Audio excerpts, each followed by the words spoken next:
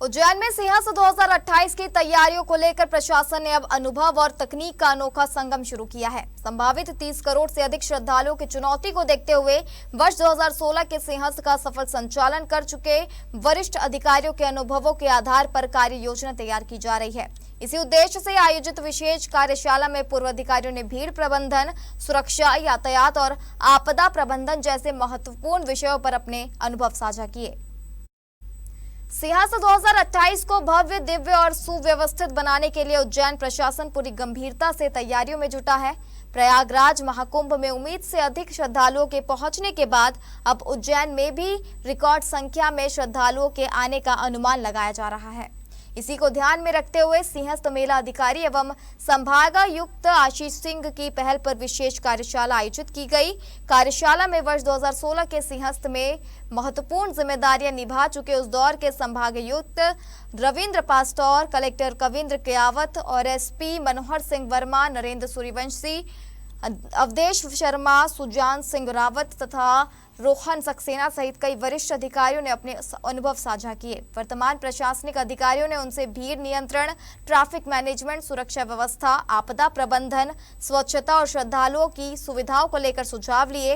Collector Roshan Kumar Singh ने कहा कि कार्यशाला का उद्देश्य पुराने अनुभवों से सीख लेकर भविष्य के लिए बेहतर और प्रभावी कार्य योजना तैयार करना है।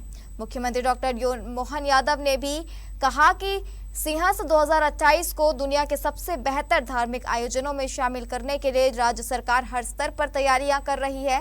उन्होंने कहा कि पूर्व अधिकारियों के अनुभव और नई तकनीक का समन्वय इस आयोजन को और अधिक सुव्यवस्थित बनाएगा।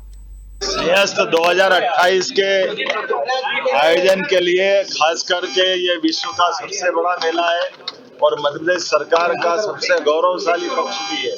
ऐसे में ये मेला न केवल प्रदेश का बल्कि देश का बल्कि दुनिया का सबसे बड़ा मेला होने वाला है। ऐसे मेले की व्यवस्था के लिए जब आबादी तो 8-10 लाख की है, लेकिन जब 30-40 करोड़ लोग आएंगे उनके प्रबंधन को लेकर के अभी तक के 2004, 16 और भविष्य की दृष्टि से ऐसे सारे अधिकारी जिनको पहले का अनुभव है उनके अनुभवों का लाभ लेते हुए वर्तमान में जो कार्यशाला आयोजित की जा रही है, एक तरफ में स्थायी प्रकृति के काम भी लगा रहे हैं, दूसरे अनुभवजन्य सारे अधिकारियों को बुला करके की जाने वाली व्यवस्थाओं में उनके उपयोगी सुझाव, उनका मार्गदर्शन, इससे होने वाले लाभ और तमाम प्रकार की चुनौतियां, इस सब पे खुल करके बात करने के लिए आज मैं यहाँ इसकी कार्यशाला का उद्घाटन करने के लिए उज्जैन आया था। देखिए, इस बार का जो सिंहस्थ है उसमें आने वाले श्रद्धालुओं की संख्या बहुत अधिक होगी। पिछली बार की तुलना में इस बार आप मान के चलिए कि कम से कम 4 गुना भीड़ आएगी। तो वो भीड़ जो आएगी वो अच्छे से सुविधाजनक तरीके से आ जाए, आने के बाद अच्छे से उनके स्नान हो जाएं, वो जहाँ भी जाना चाहते हैं भगवान के मंदिर में दर्शन कर लें और अखाड़ा क्षेत्र में, मेला क्षेत्र में भी उनका भ्रमण अच्छी तरह से हो जाए। उसके लिए आवश्यकता होती है कि एक तो घाट अच्छे होने चाहिए। तो इस बार काफ़ी अधिक लंबाई में, करीब 29 किलोमीटर लंबाई में नए घाट का निर्माण हो रहा है।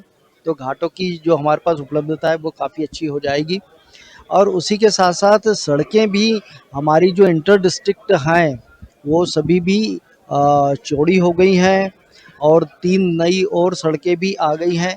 के केंद्र महाकाल की इस नगरी में सिंहस्थ का 2016 का जो आयोजन था उसमें लगभग 7 करोड़ श्रद्धालु उस अवधि में आए थे।